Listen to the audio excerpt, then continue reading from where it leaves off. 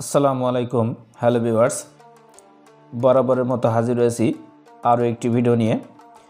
আজকে আমরা আলোচনা করব আমরা যারা ফেসবুক পেজ বা ফেসবুক প্রোফাইল নিয়ে কাজ করে থাকি, অনেক সময় রিলস ভিডিও আপলোড দিলে সেই রিলস ভিডিওটি খুঁজে পাওয়া যায় না।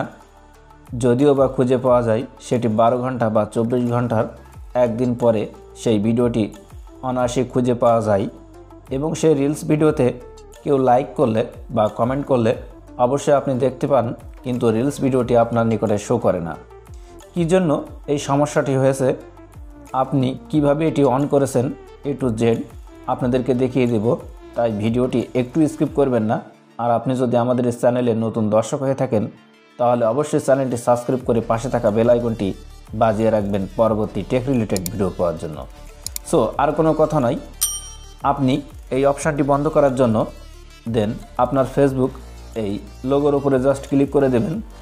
দেওয়ার সাথে সাথেই নিচে স্ক্রল করে ধরে চলে আসবেন। এখানে সেটিং অ্যান্ড প্রাইভেসি এই অপশানটির উপরে আপনি জাস্ট ক্লিক করে দিবেন। দেওয়ার সাথে সাথেই আপনার সামনে অনেকগুলো অপশান চলে আসবে। এর মধ্য থেকে আপনি সেটিংস নামক এই অপশানটির উপরে জাস্ট ক্লিক করবেন।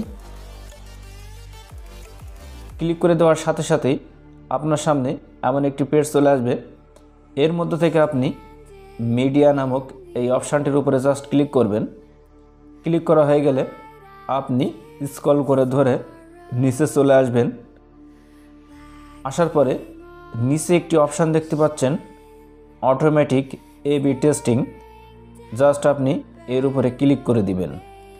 সো ক্লিক করা দেওয়ার পরে আপনি উপরে একটি অপশান দেখতে পাচ্ছেন, এনেবল অটো A/B টেস্টিং। আপনার যদি এই অপশানটি অন থাকে, আপনি এই অপশানটি অফ করে দিবেন।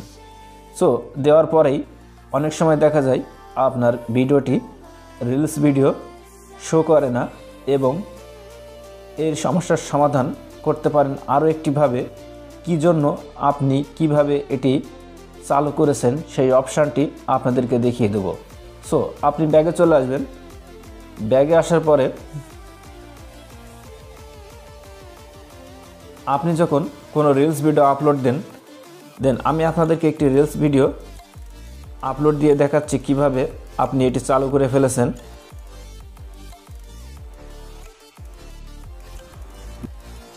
দেন আমি রিলস ভিডিওটি সিলেক্ট করার পরে উপরে একটি টাইটেল দিলাম বা হ্যাশট্যাগ, যেগুলো আপনি ইউজ করেন সেগুলো আমরা অনেকে হয়তো দিয়ে থাকি। দেওয়ার পরে এর মধ্য থেকে সবগুলো অপশান ফিল আপ করে হয়ে যাওয়ার পরে নিচে একটি অপশান দেখতে পাচ্ছেন, সি মোর সেটিং। দেন আপনি এখানে জাস্ট ক্লিক করে দেবেন। দেওয়ার সাথে সাথেই A/B টেস্টিং বলে একটি অপশান আছে, জাস্ট উপরে ক্লিক করে দিবেন। সো দেওয়ার সাথে সাথেই আমরা অটো A/B টেস্টিং এই অপশানটির উপরে অনেকে হয়তো ক্লিক করে দিই। এখান থেকে দেওয়ার পরে আপনি ভুলবশত এই A/B টেস্টিংটি এখান থেকে আপনি অন করে দেন, যা আমি পূর্বে অন্য একটি সাইট দিয়ে দেখিয়েছিলাম। আপনি চাইলেই এখান থেকেও ঠিক করে নিতে পারেন বা ওখান থেকেও আপনি ঠিক করে নিতে পারেন। সো আমি এই অপশানটি অফ করে দিলাম। অফ করে দেওয়ার পরে আমরা অনেকে হয়তো এই রিলস ভিডিও থাম্বনেল অ্যাড করে থাকি। সেক্ষেত্রে আপনি যখন কভার টেস্ট এই অপশানটির উপরে জাস্ট ক্লিক করেন, তখন আপনার সেই কাঙ্ক্ষিত থাম্বনেলটি এখান থেকে অ্যাড ফ্রম গ্যালারি এখান থেকে অ্যাড করে বসে থাকেন ভুলক্রমে। এর ফলে আপনার এই থাম্বনেলটি প্রসেসিং হওয়ার জন্য 12 ঘন্টা বা 24 ঘন্টা ওয়েট করতে হয় আপনাকে।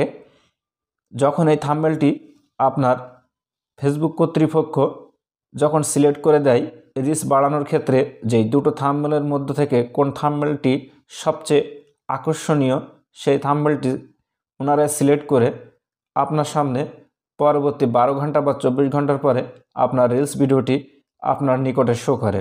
সো এই কারণে আমরা অনেকে হয়তো ভুলবশত ফেসবুক রিলসের ভিডিও আপলোড করার জন্য এই অপশানগুলো চালু করে থাকি। সো আশা করি সব কিছু বুঝতে পেরেছেন।